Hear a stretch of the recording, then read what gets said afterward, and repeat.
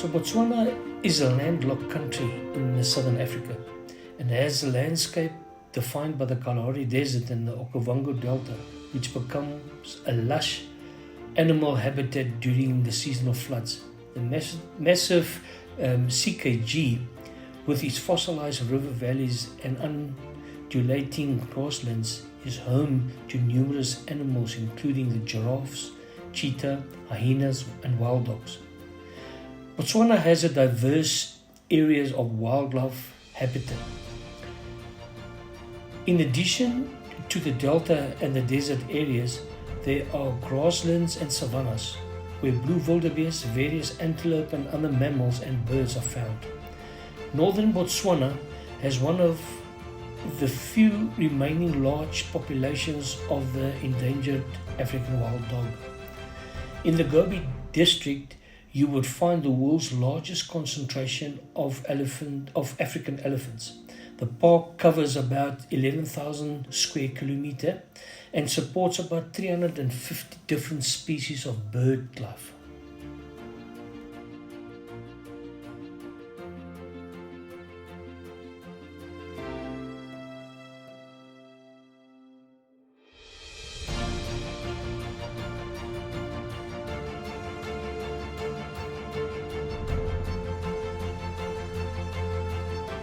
This is solely our experience and viewpoints about our travels around national parks and game reserves, and other people might have different encounters and opinions and confrontations.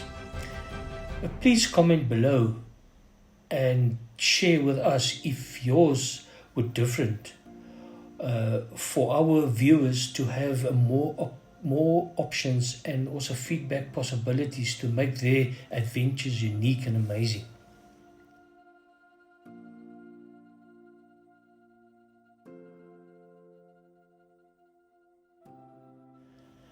Okay, Botswana is well known for having some of the best wilderness and wildlife areas on the African continent.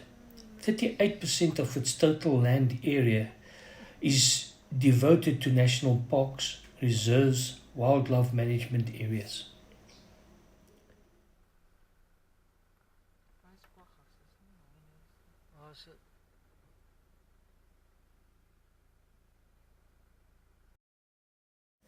The Khama Rhino Sanctuary is a community-based wildlife project in Botswana.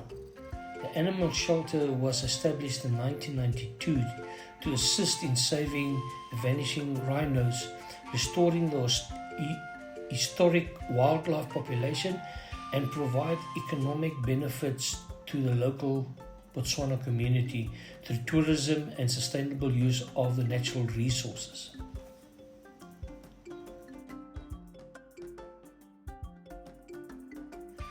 This sanctuary covers approximately over 8,500 hectares of Kalahari sandveld. It also provides prime habitat for white and black rhinos, as well as over 30 other animal species and more than 230 species of bird. The sanctuary is home to other wildlife which have settled naturally, and some of them has also been translocated here.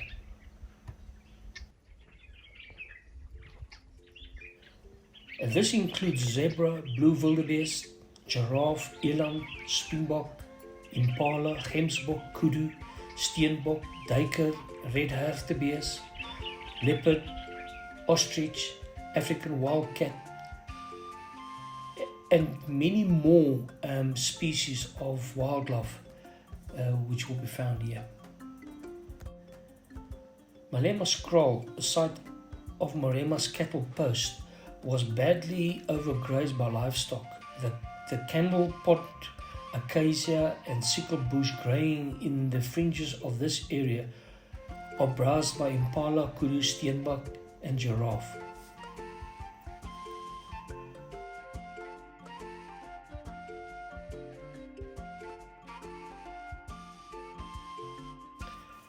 Malema's pan is named after the owner of the cattle post previously located here, who assisted in the establishment of this sanctuary. The pan is the site of the main waterhole frequented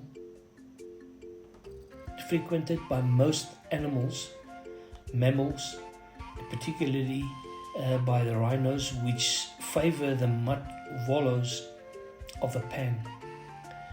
The wooden posts are for them to use to rub against and save the damage to the trees. There's also vultures and sandgrouse also prefer to drink from these pans.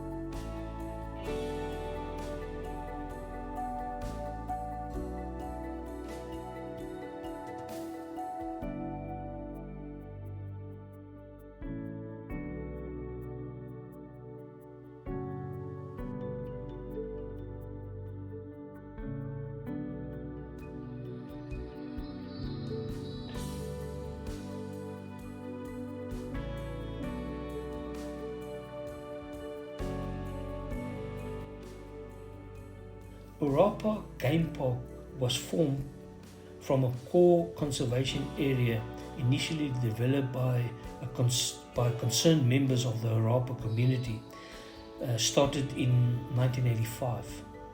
The original conservation area was developed from a badly degraded cattle grazing and recreational area surrounding the mine area.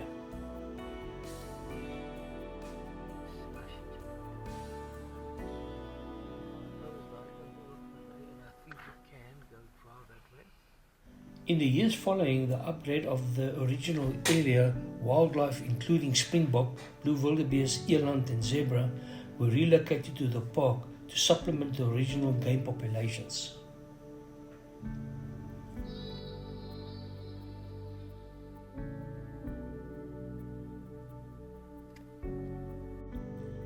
In 1990, the Polar Center and a dam was built. Eland, waterbuck and giraffe were relocated to the park in 1991.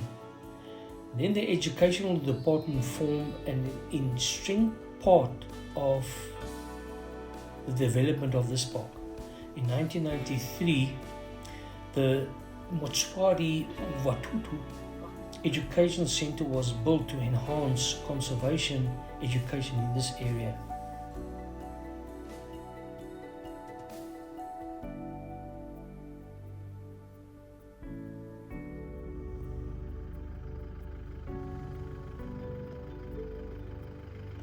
The same year, the park's total area was increased from 3,000 hectares to over 9,000 hectares, with over 50 kilometers of perimeter fencing. The full-time conservation officer was then employed, which was in 2000, and the conservation center was then developed. The park, again, size was increased to the current size, which is by today, which is 10,800 hectares.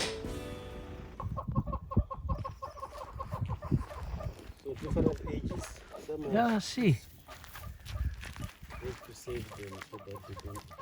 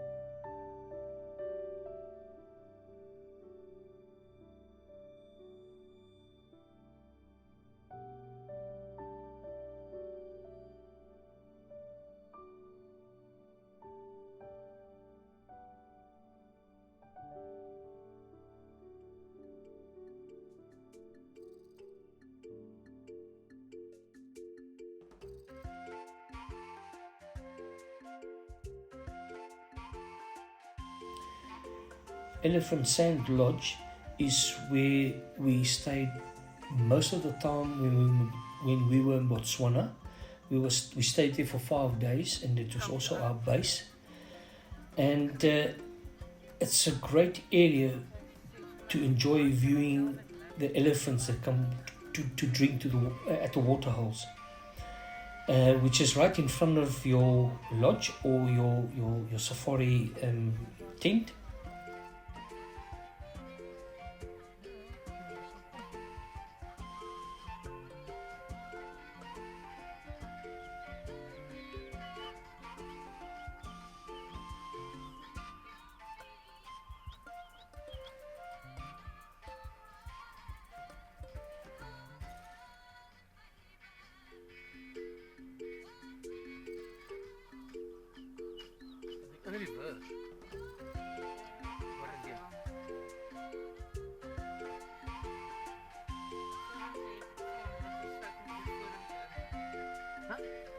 They also have a wide variety of other wildlife that come and view and visit the waterholes, from lions to giraffe to also buffalo. But when we were there, we only saw birdlife, and we only saw the elephants that come to drink, horses, and also some buck. So this place offers a 24 rustic chalets comprising of family chalets and also a couple of twin chalets. There is plenty of camping sites that's also overlooking the waterholes.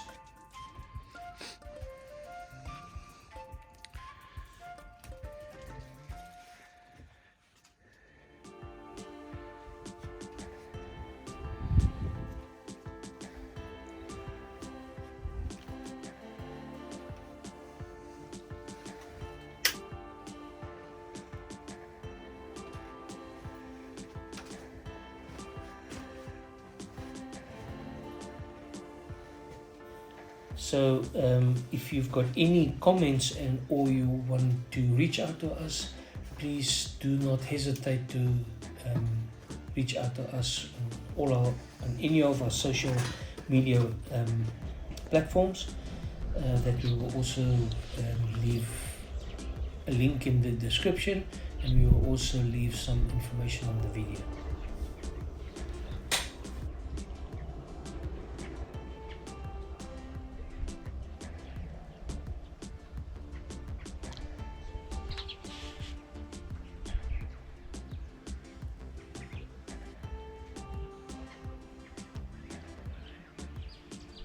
At Elephant Sands, there's plenty of camping space, camping sites overlooking the waterhole. These campsites do not have electricity, but the restaurant is a very good option to go and eat. They could also set menus for different meals at for different days.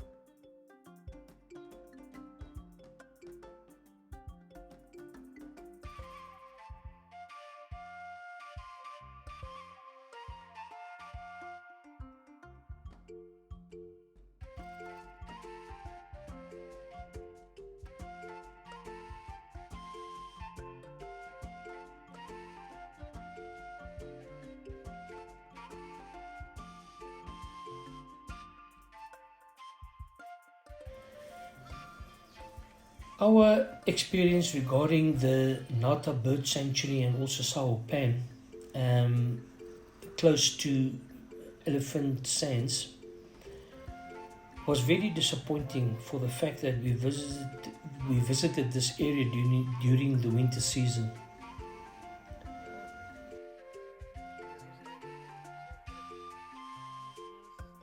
Animals were very difficult to spot, but bird life was better. And this was great to see the closer we got to the pan. The town of Nata is also very strategically situated, and you will be able to find all the essentials you might need for your trip. So do not expect a lot of variety that you normally find at home, but it's still a very good option for an overnight stopper.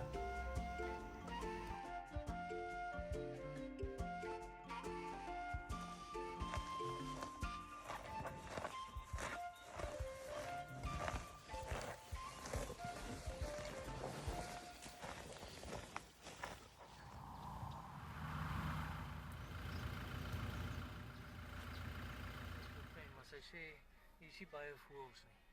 Toe sê ek vir haar, is it worth it? Toe sê sy, well, sê ek, okay, we will see.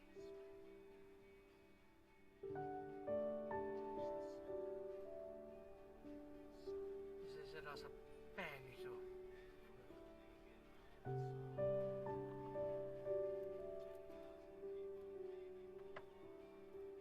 Hier sit ook alles in daai ding, dis al wat in hier gaan.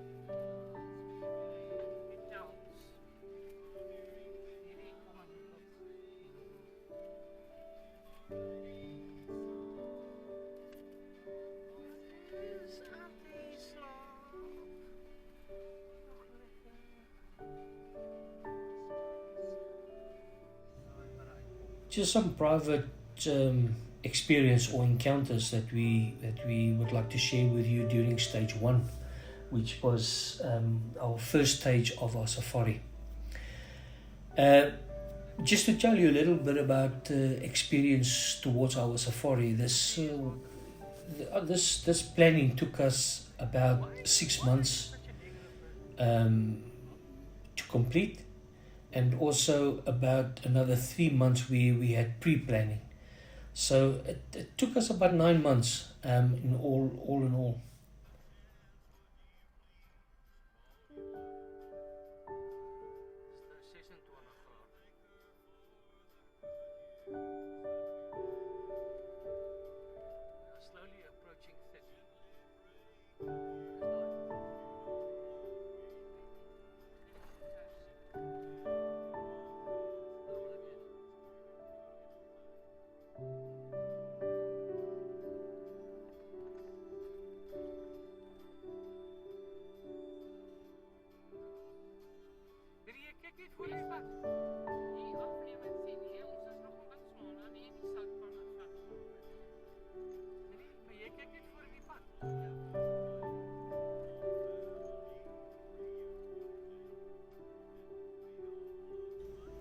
A little bit of our encounters at the border crossing. So please don't feel alarmed when you hit one of these border crossings. Sometimes it can be overwhelming. But first thing is take your time, look around, observe. There might be some other travelers that is in the same position as what you are. Ask anybody there if you're uncertain, or talk to the local people. They will gladly help and assist you.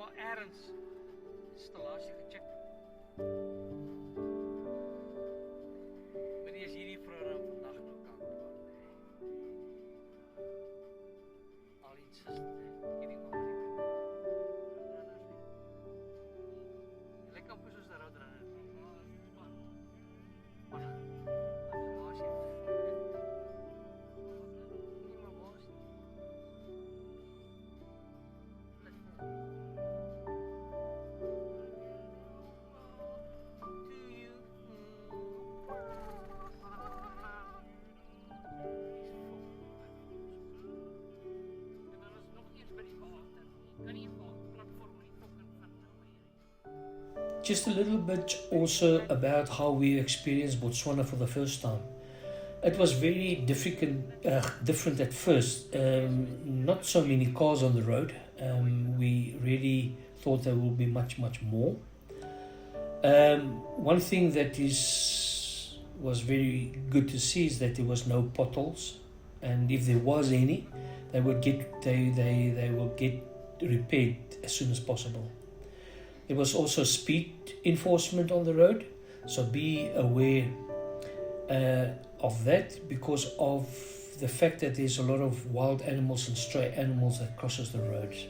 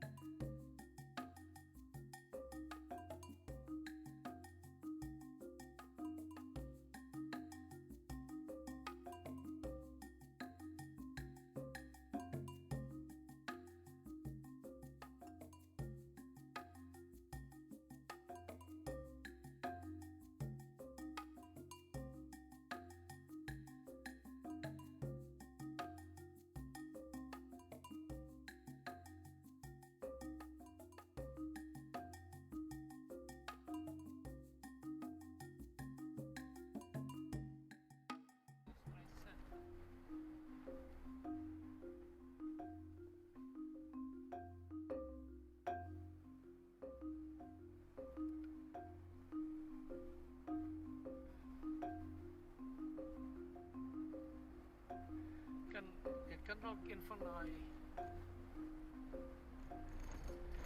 ja. Amper sê tolbosse.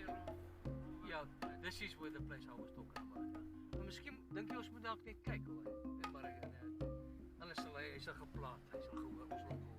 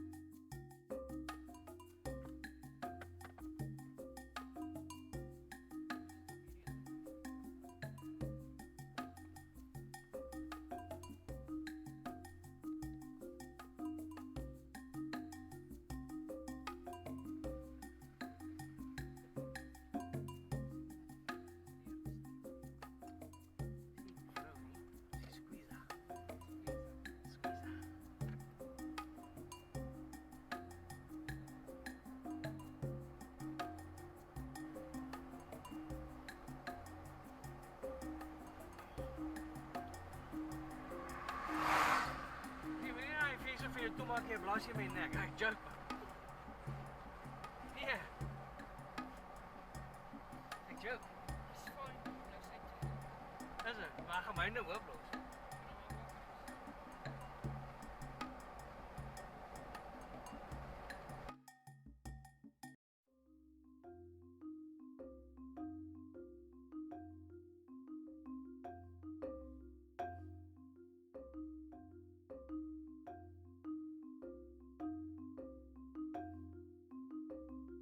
Just a little bit of feedback regarding the guest house and also accommodation that we've experienced when we were in Botswana is the fact that it's simplistic but very clean. The breakfast is exceptional. The vibrant colors of the different places that was very notable, and the people are very helpful and hospitable. So that's for sure a great point on my side.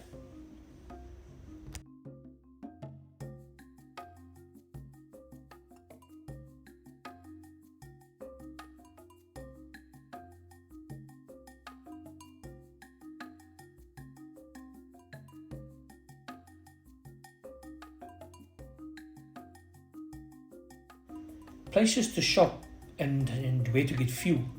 We had no problem of getting supplies or having any issues regarding banking with bank cards or anything like that. So just a note that if you do go over the border, make sure that your bank cards is internationally compatible. You can go to your local bank and they will help you to sort that. So then you can at least use your debit cards or your credit cards outside the borders of the country. Getting fuel and diesel, we never encountered any problems throughout our whole safari trip.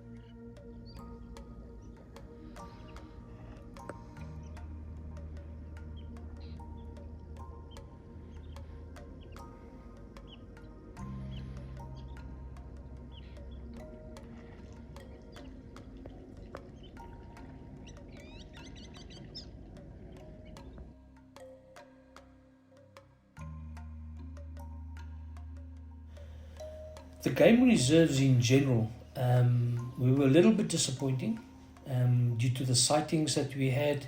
The places we mentioned is supposed to be internationally recognized reserves, and we were very much disappointed about the facilities and also the method of how you pay. Some places they had no reception, they had no means of taking any at least any credit facilities or payment by card. The staff, there's a little bit of a lack of training, and the staff at the gates, they didn't know much about what was happening inside the reserve itself. So that was a negative encounter that we had. Our experience about the bigger towns like St. Francistown or Kazini, the places were very clean and the people were very considerate towards other people. So this is one thing that we really embraced. They were very helpful and eager to assist, so this is also very, very good. And then we also experienced no load shedding when we were there. The traffic lights were working fine, the facilities were very clean, and all the sanitizing equipment was available, and because we were there during the COVID period, so this was all in place. That was very good.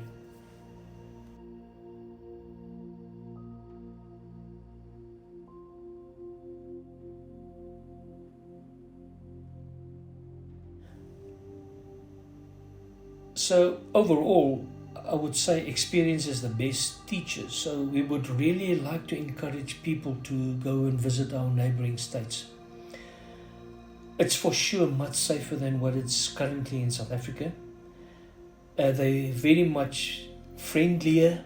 Wherever you go, the people are very eager to help and assist. They're very helpful. And even when we were in Lethakane, where we overnight for 2 nights, the assistance that we got there and the staff being helpful, because I can just tell you about an encounter we had.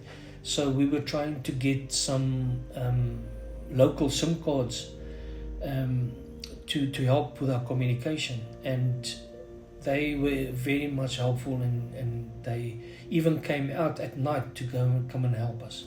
So this was great.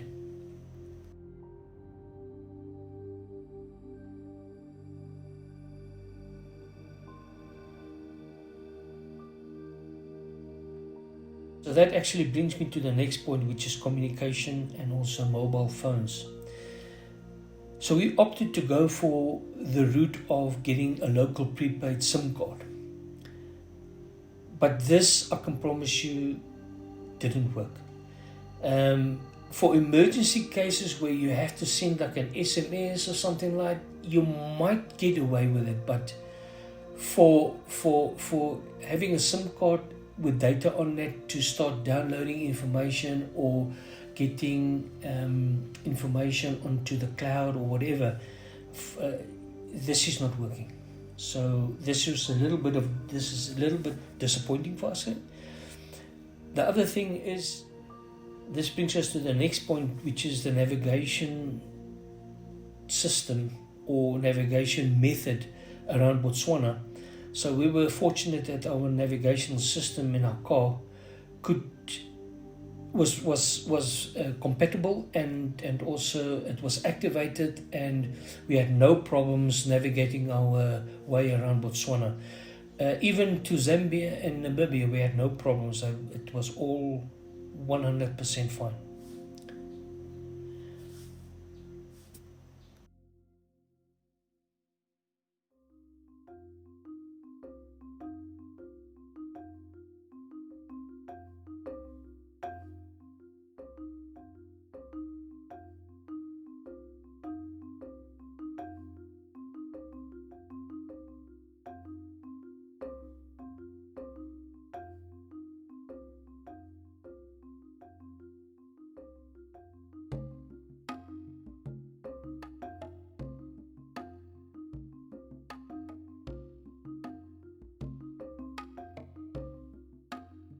Just one other thing to mention with the prepaid SIM cards.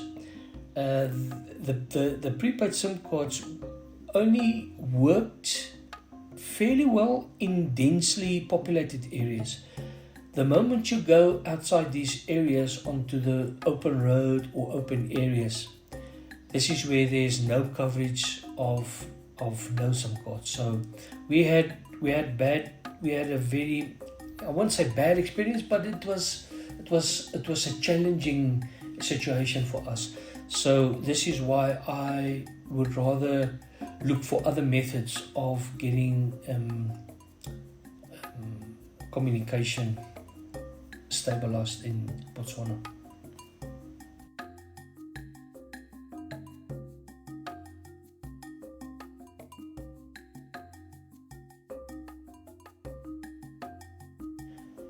If someone would like to have access to our comprehensive travel plan, we would gladly share this. Please drop us an email or just comment on the video below. This is also covered in our detailed travel safari plan. The distances for traveling around from our set locations and what we classified as a base is not calculated in this plan. It's all additional.